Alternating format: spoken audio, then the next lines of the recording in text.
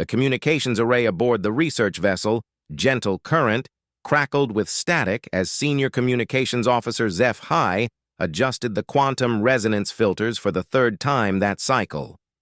The Veltar scientist's 4 delicate arms moved with practiced precision across the holographic interface, her pale blue skin taking on a worried purple hue as the distress signal continued to pierce through subspace.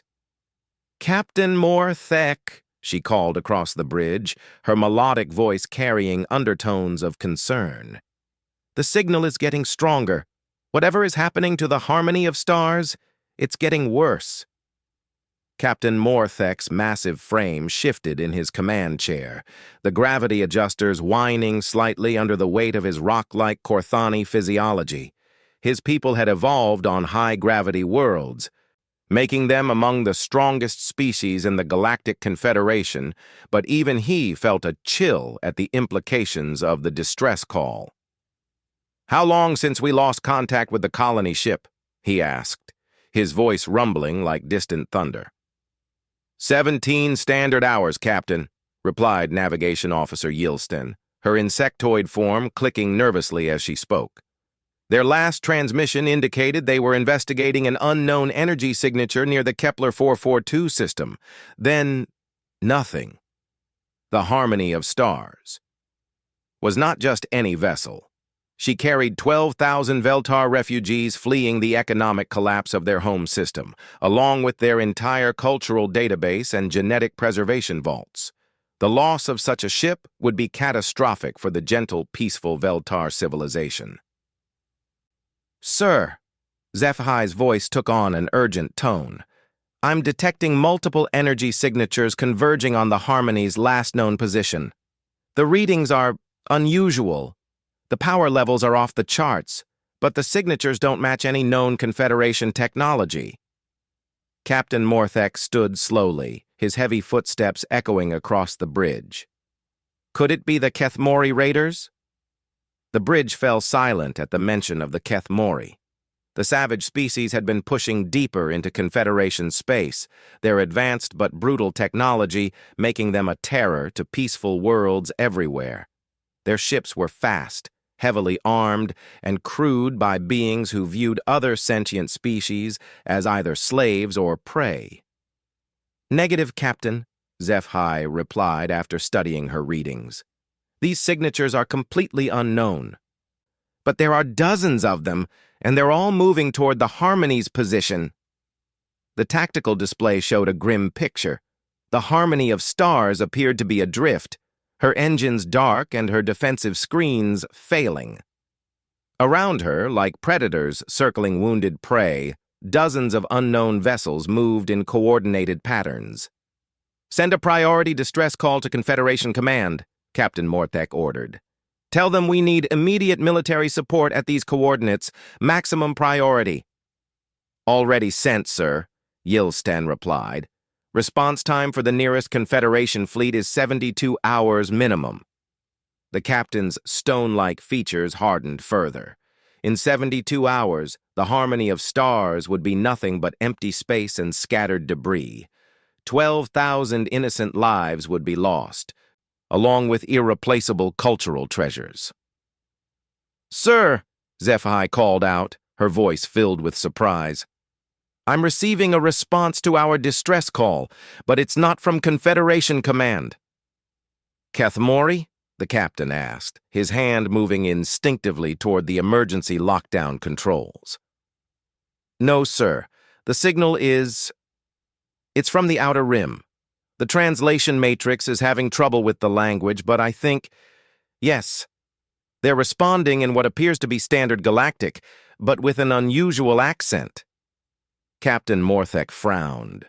The Outer Rim was largely unexplored space, home to primitive species that had barely achieved faster-than-light travel. What could they possibly offer in this situation? "Put it through," he ordered. The main display flickered to life, showing the bridge of an unknown vessel. The being on screen appeared to be bipedal, with pale, pinkish skin and a sparse covering of hair on the top of its head. Its eyes were small and set close together in a remarkably flat face. It wore what appeared to be a military uniform of some kind, dark blue with various insignia. "This is Admiral Sarah Chen of the Terran Federation starship Indomitable," the creature said, its voice carrying an odd confidence that seemed entirely at odds with its small stature and soft appearance. "We received your distress call. We're approximately 6 hours out from your position and moving to assist." Captain Morthek exchanged glances with his crew. None of them had ever heard of the Terran Federation, and the creature calling itself Admiral Chen looked like it would have trouble lifting a small package, let alone commanding a military vessel. "Unknown vessel," Captain Morthek replied carefully. "We appreciate your offer of assistance, but this situation involves hostile forces with advanced military technology. For your own safety, I would recommend maintaining distance until proper Confederation military forces can respond." The human admiral's lips curved upward in what the translation matrix identified as an expression of amusement. "Captain, with respect, 6 hours is a long time to leave friendly ships under attack. How many hostiles are we looking at?" HFY quickly consulted her scanners. "Current count shows 47 unknown vessels surrounding the disabled colony ship, Admiral Chen. Their technology appears highly advanced, and they've already begun what looks like boarding operations." 47, Admiral Chen repeated thoughtfully. "That's more than I expected, but manageable. Captain, are you able to provide tactical data on these hostiles?" Captain Morthek felt a growing sense of unreality. This small, soft-looking creature was talking about engaging 47 advanced hostile vessels as if it were a minor inconvenience. "Admiral Chen," he said slowly, "perhaps you don't understand the situation. These appear to be military vessels with technology beyond Confederation standards. Your single ship—" "Oh, I should clarify," Admiral Chen interrupted, that strange smile growing wider. "When I said we're 6 hours out, I meant the advance elements of the Third Fleet. We've got approximately 200 ships in this battle group, ranging from destroyers to dreadnoughts. Will that be sufficient?" The bridge of the gentle current fell completely silent. 200 military vessels.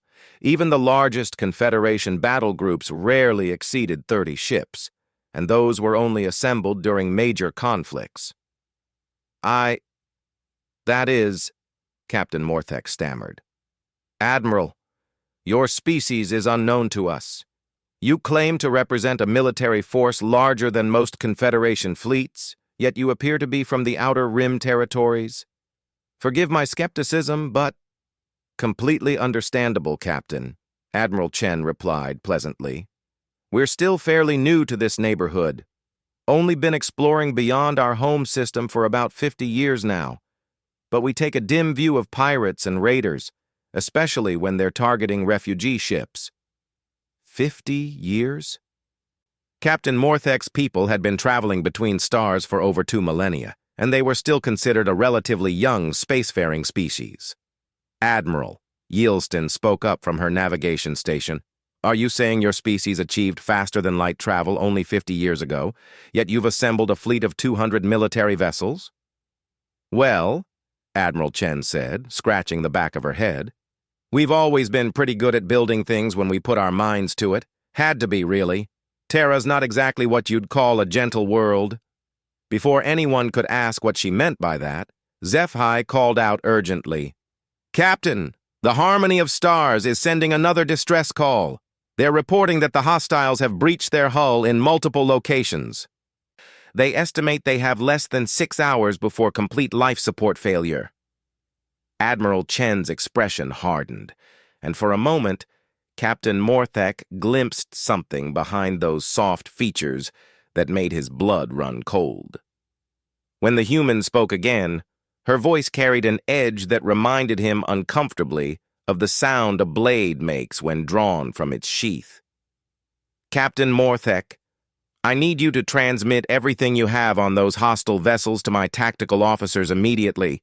Hull composition, energy signatures, whatever you've got, and I'm going to need you to pull back to a safe distance."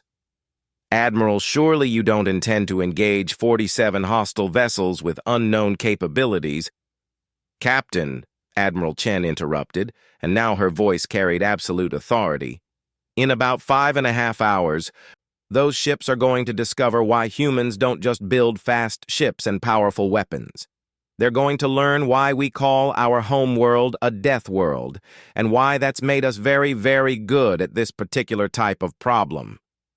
The transmission ended, leaving the bridge of the gentle current in stunned silence. Should we withdraw as she suggested? Yilsten asked quietly. Captain Morthek stared at the blank screen, replaying the human admiral's words. Something about the way she had spoken, the casual confidence mixed with that glimpse of something darker, made him believe that perhaps these Terrans might be more than they appeared. "Set course for the edge of the system," he ordered finally, "but keep all sensors focused on the battle zone. I have a feeling we're about to witness something unprecedented." As the gentle current began to move away from the coordinates where the harmony of stars lay helpless, HFY called out one more time.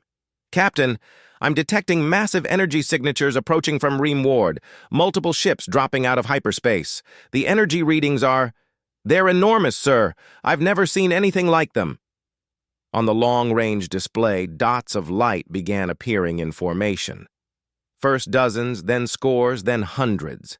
Each one represented a ship that, according to the scanners, massed more than anything in the Confederation fleet. "Dear ancestors," Captain Morthek whispered, "what kind of species builds ships like that?" As if in answer to his question, a new transmission came through. This time it wasn't Admiral Chen, but a different human, male, with graying hair and scars across his face that spoke of violence, survived. "Unknown Confederation vessel. This is Fleet Admiral Marcus Hayes, commanding the 3rd Terran Battle Group. We're moving into position to assist the refugee vessel. You might want to record this for your superiors. They're going to want to know what humans are capable of when someone threatens innocent people." The transmission ended, and Captain Morthek sank back into his command chair. In all his years of space travel, through first contact situations and diplomatic crises, he had never felt quite like this. It was as if the universe had suddenly become a much larger and more dangerous place. But for the first time since receiving the Harmony of Stars distress call, he also felt something else: hope. The void of space around the crippled Harmony of Stars erupted into brilliant flashes of light as the Terran Third Fleet dropped out of hyperspace in perfect formation. Captain Morthek watched from the bridge of the gentle current, now safely positioned at the system's edge, as sensors struggled to process the sheer scale of what they were witnessing. "Captain," HFY whispered, her normally melodic voice tight with disbelief. "The lead vessel is reading as over 3 kilometers long. Its mass is—" She paused, checking her readings again. "It's larger than our entire orbital shipyard at Velteros Prime." The human flagship was a massive wedge of gray metal and gleaming energy projectors, bristling with weapons systems that the Confederation scanners couldn't even properly classify. Behind it came wave after wave of smaller vessels, each one still dwarfing the largest ships in the Confederation fleet. "Are they moving into attack formation?" Navigation Officer Yilsten asked, her compound eyes tracking the complex dance of ships spreading across the tactical display. Captain Morthek studied the pattern. Where he expected to see standard fleet formations, the humans were deploying in something far more sophisticated. Their ships moved with mechanical precision, each one taking position to create overlapping fields of fire while maintaining perfect spacing for mutual defense. "It's not just an attack formation," he realized aloud. "It's a siege formation. They're preparing to completely surround the hostile forces." On the far side of the battle zone, the unknown raiders seemed to finally notice the approaching human fleet. Their vessels, sleek and predatory-looking, began pulling back from the Harmony of Stars to form their own battle lines. Even at this distance, Captain Morthek could see the energy signatures of their weapons systems coming online. Incoming transmission from the human flagship, HFY announced. The main display activated, showing Admiral Chen's bridge. But now Captain Morthek could see it properly, and what he saw made his stone-like skin go cold. The bridge was not the comfortable, well-appointed command center he was used to. Instead, it looked more like a military bunker. Heavy armor plating was visible between control stations, and every surface seemed designed for combat. The crew moved with the efficiency of soldiers, their hands never far from what were obviously weapons. "Captain Morthek," Admiral Chen said, her voice now completely businesslike, "we're going to need you to maintain your current position. What we're about to do might be intense." "Admiral," Captain Morthek replied, "the hostile vessels appear to be withdrawing from the refugee ship. Perhaps they're willing to negotiate?" "Captain," Admiral Chen interrupted, and her expression had taken on that same cold edge he'd glimpsed before. "These raiders have been hitting refugee convoys across 3 sectors. Our intelligence indicates they've enslaved or killed over 40,000 civilians in the past year alone. We're not here to negotiate."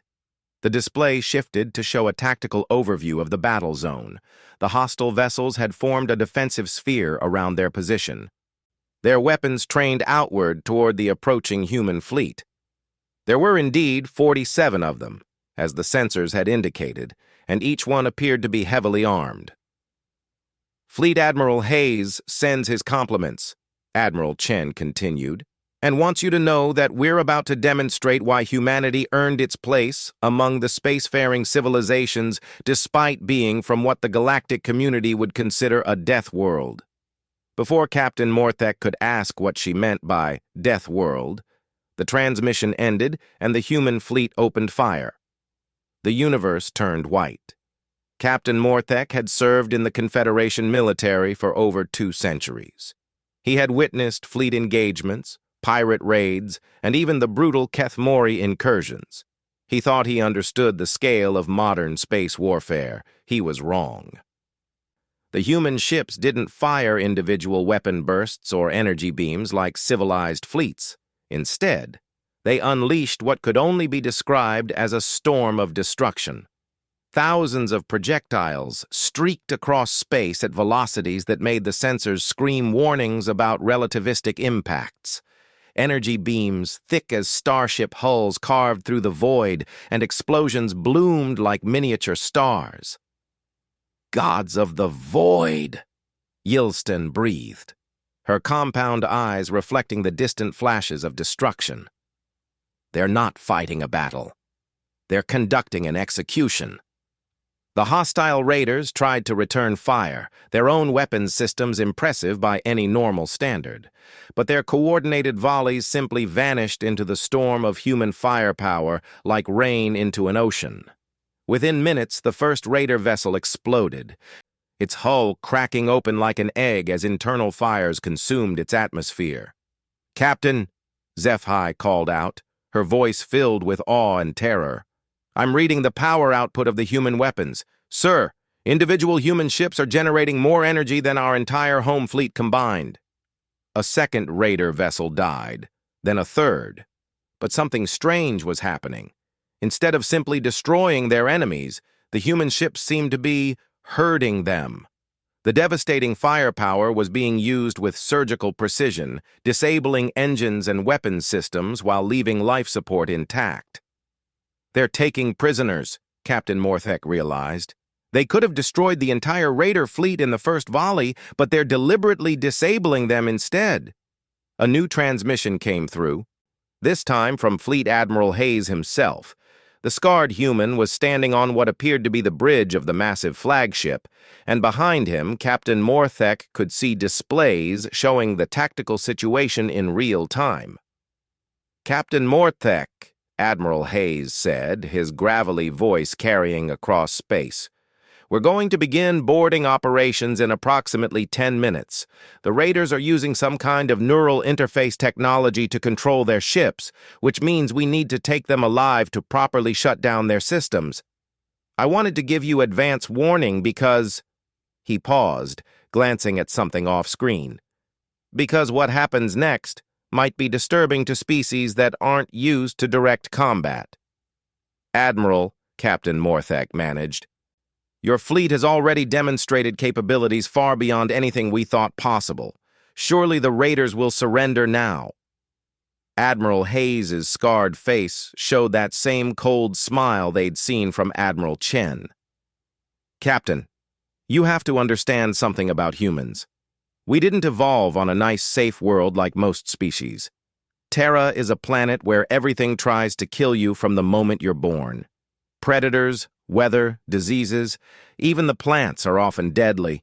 We survive by becoming the most dangerous thing on our world.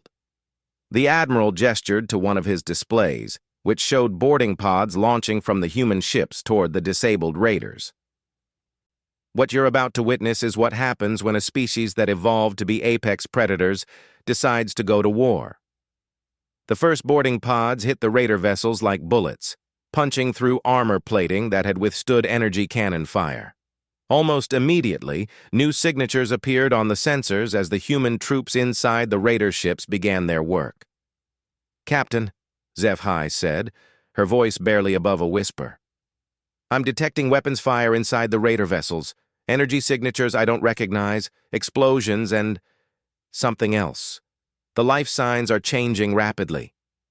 On the tactical display, the remaining functional raider ships were dying one by one, not from external fire, but from whatever the human boarding parties were doing inside them.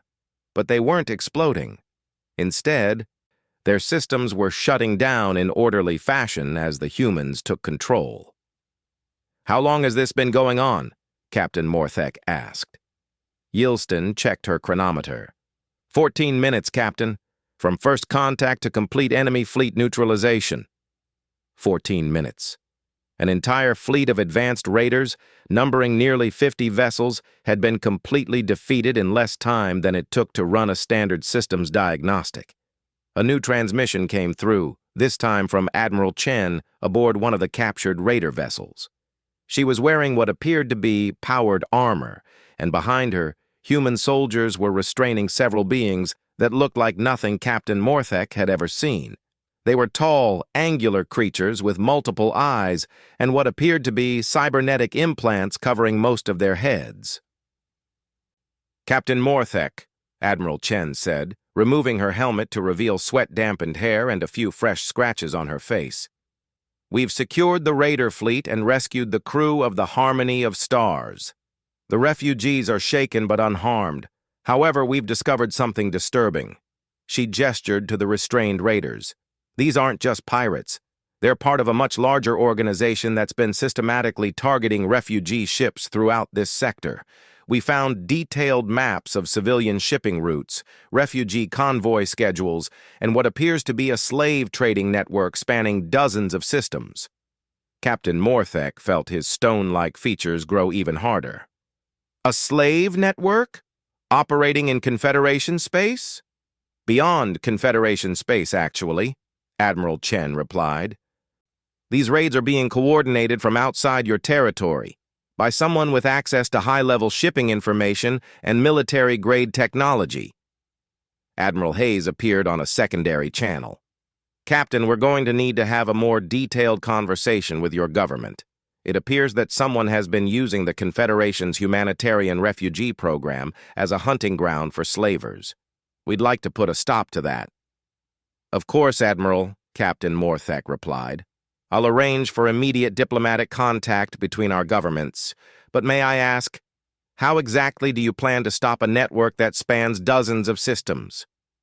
Both human admirals smiled, and Captain Morthek finally understood why that expression looked so disturbing on their faces. It wasn't an expression of happiness or amusement. It was the expression of a predator that had just found new prey. Captain, Admiral Hayes said, you have to understand something about humans. We have a very simple rule when it comes to people who prey on the innocent. We hunt them down, no matter how far they run, no matter how well they hide, and we make sure they never hurt anyone again. Your fleet is certainly impressive, Captain Morthek replied, but tracking down a network across multiple star systems would require enormous resources and coordination. We're not just one fleet, Captain, Admiral Chen interrupted. We're the third fleet. There are currently 17 active Terran battle groups operating in this region of space, with more being deployed every month. And each one of them is larger than what you've seen here today. The implications of that statement hit Captain Morthek like a physical blow. 17 fleets, each one larger than the 200 ships they'd just witnessed. The humans weren't just a new spacefaring species. They were a military force larger than anything the galaxy had ever seen. "How many ships does your species possess?" he asked weakly. Admiral Hayes consulted something off-screen. "Active fleet strength is currently classified, Captain, but I can tell you that we've got shipyards in 47 star systems, all running at full capacity. When humans decide to build something, we build it big and we build it fast." The transmission ended, leaving the bridge of the gentle current in stunned silence. In less than an hour, everything they thought they knew about the balance of power in their region of space had been completely overturned. "Captain," Zephi said quietly, "what do we tell Confederation Command?"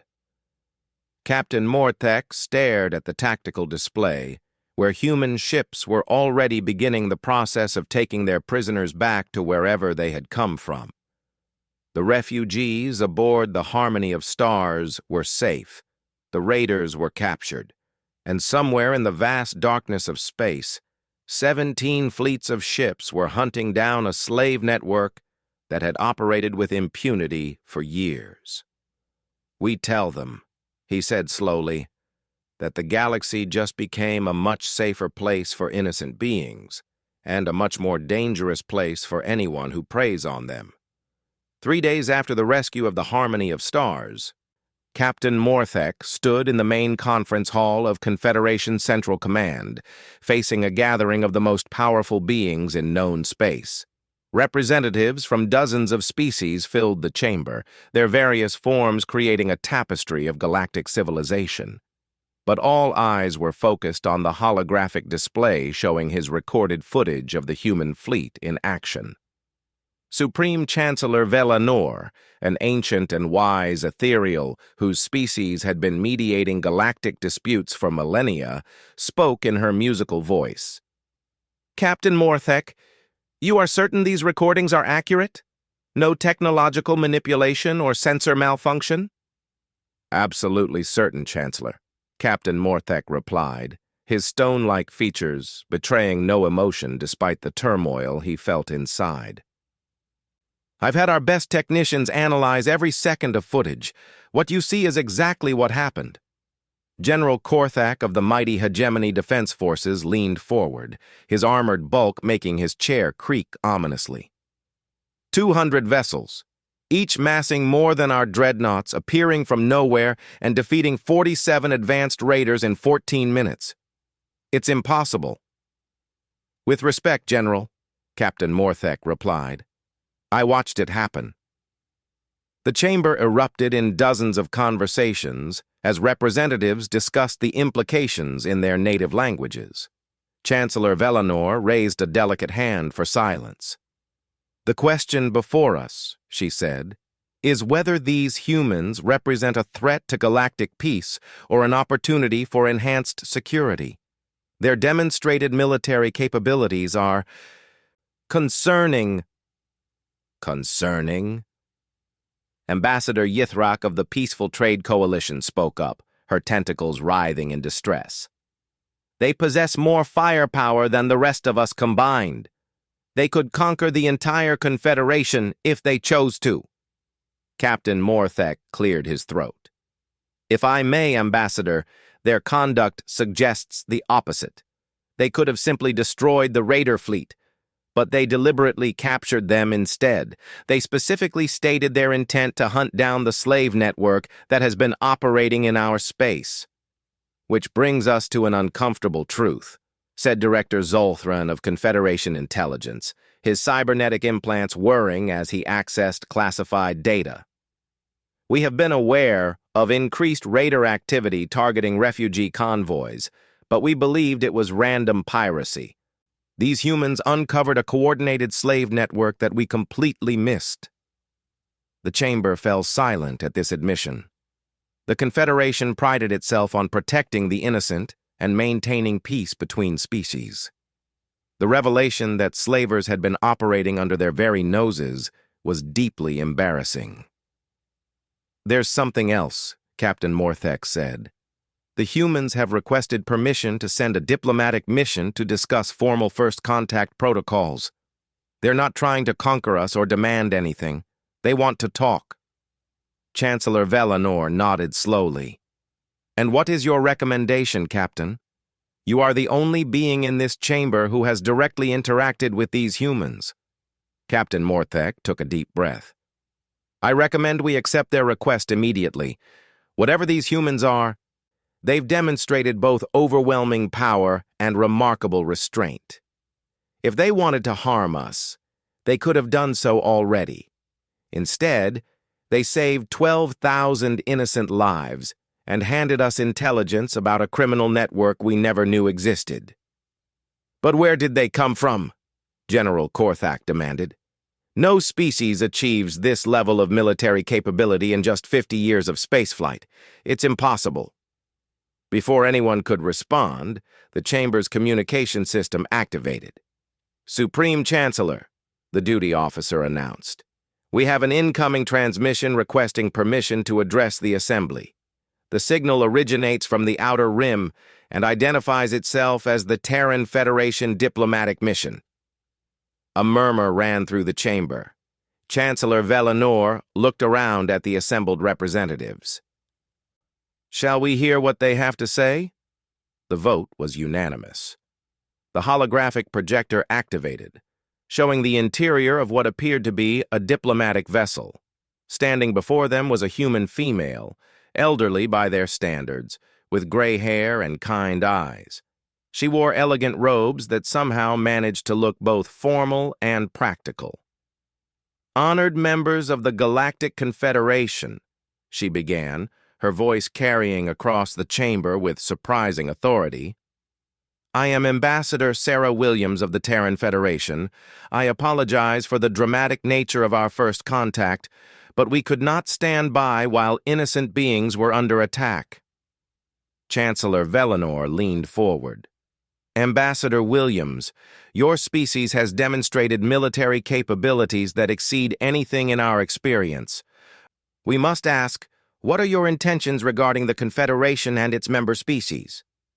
Ambassador Williams smiled, and unlike the predatory expressions they'd seen from the military officers, this one radiated genuine warmth.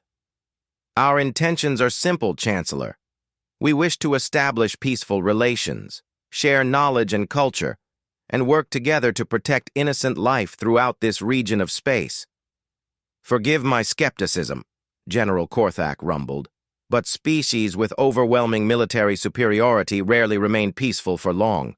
History teaches us that power corrupts." "An understandable concern, General," Ambassador Williams replied.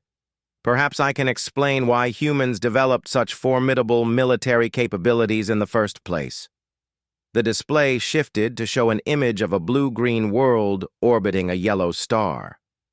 It looked beautiful from space, but as the view zoomed in, the reality became apparent. Massive storms raged across continents, volcanoes erupted with devastating force, and the very weather seemed designed to destroy anything that lived on the surface. "This is Terra, our homeworld," Ambassador Williams continued. "What your scientists would classify as a Class 12 death world. To put that in perspective, most species evolve on Class 2 or 3 worlds. Only 3 other known species have evolved on worlds above Class 8. Director Zolthran's cybernetic implants sparked as he processed this information. Class 12? But that's... The planetary classification system doesn't even go that high. The most dangerous world on record is only Class 9. We had to extend the scale, Ambassador Williams said, with what sounded almost like pride. Terra has active volcanism, extreme weather, deadly radiation from solar flares, and an ecosystem where literally everything is trying to kill everything else. Humans evolved not just to survive on this world, but to thrive on it. The display showed images of human history, primitive humans hunting massive predators, building cities despite natural disasters, developing technology while fighting wars that spanned continents. We didn't become militaristic because we're aggressive, Ambassador Williams explained. We became militaristic because on Terra, anything that isn't prepared to fight dies. Our entire civilization developed under the principle that you must be strong enough to protect what you value. Captain Morthek found himself understanding the humans' conduct in a new light. Their overwhelming military response to the raiders wasn't aggression. It was protection instinct refined by millions of years of evolution on a world that showed no mercy to the weak. But surely, Chancellor Velinor said, your people must have conflicts among yourselves with such formidable capabilities? We do, Ambassador Williams admitted. But we learned something important about a century ago when we nearly destroyed ourselves with nuclear weapons. We learned that our strength means nothing if we don't use it to protect those who cannot protect themselves. The display shifted again, showing images of human fleets arriving at disaster sites, providing aid to struggling colonies, and defending trade routes from pirates. When we developed faster-than-light travel and began exploring beyond our home system, Ambassador Williams continued, we discovered that the galaxy was full of peaceful species who had evolved on gentle worlds, species who had never needed to develop the kind of military capabilities that Terra forced on us. We realized that we had been given a gift and a responsibility. Which is, Director Zolthran asked. To be the shield that stands between the predators and the innocent, Ambassador Williams replied simply. To hunt down the beings who would prey on the peaceful and defenseless. To make sure that no species has to choose between safety and freedom. General Korthak stood slowly, his massive frame towering over the assembly. You're saying that your entire species has appointed itself the guardian of galactic civilization? Not appointed, Ambassador Williams corrected. Volunteered. We're offering our protection to any species that wants it, but we're not forcing anyone to accept. Peaceful coexistence and mutual defense, nothing more. Ambassador Yithrak's tentacles had stopped writhing, and she leaned forward with interest. What would this mutual defense agreement entail? Simply put, Ambassador Williams replied, if someone attacks you, they answer to us. In return, we ask for trading rights, cultural exchange, and help in hunting down criminal organizations like the slave network our military just uncovered. The chamber buzzed with quiet conversations as representatives discussed the implications. Captain Morthek watched their faces and saw the same thing he was feeling, the slow realization that everything was about to change. Ambassador Williams, Chancellor Velinor said finally, you mentioned that your species discovered this slave network. What have you learned? Ambassador Williams's expression hardened.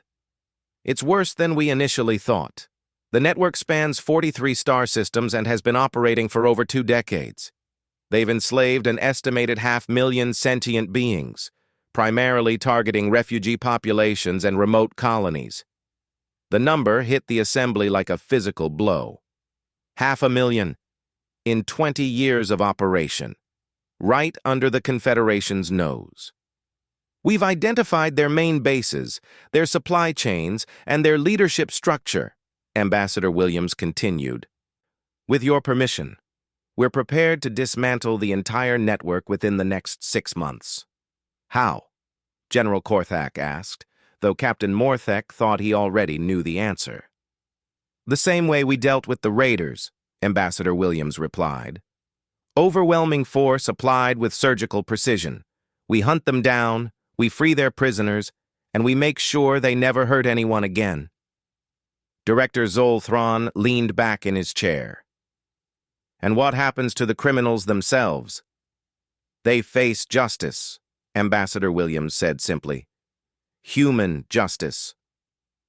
The chamber fell silent as the implications sank in.